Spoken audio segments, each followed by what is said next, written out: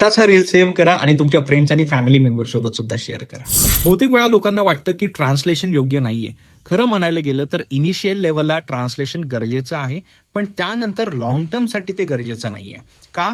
कारण तुमच्या मनातलं कुठलंही मराठीतलं सेंटेन्स जेव्हा तुम्ही इंग्लिशमध्ये एक्सप्रेस करतात, तेव्हा तुमच्या ब्रेनसाठी ती एक लर्निंग फेज असते. आणि पुन्हा पुन्हा त्या गोष्टींचं रिपिटेशन झालं, की तुमच्या ब्रेनकडे त्या स्पेसिफिक मराठीतल्या थॉटकडे इंग्लिशमधलं कुठलं सेंटेन्स आहे याची क्लॅरिटी असते. म्हणून तुम्ही इमिजिएटली त्या थॉटला इंग्लिशमध्ये प्रोसेस करतात. तिथे तुम्ही ट्रान्सलेशन करण्यात वेळ वाया घालवत नाही. पण आत्ताच्या मोमेंटला भरपूर वर्किंग प्रोफेशनल्स किंवा बरेच लोक ज्यांना इंग्लिश बोलायचं आहे, त्यांचा जास्तीत जास्त वेळ ट्रान्सलेशनमध्ये जातो. का? कारण की त्यांच्या ब्रेनने त्या लर्निंग फेजला पास केलेलं नाहीये.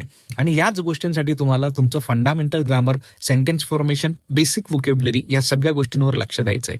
हे जर तुम्हाला क्लिअर झालं तर तुम्ही लॉंग टर्मसाठी तुमचं इंग्लिश कम्युनिकेशन नक्कीच चांगल्या पद्धतीने इम्प्रूव्ह करू शकतात.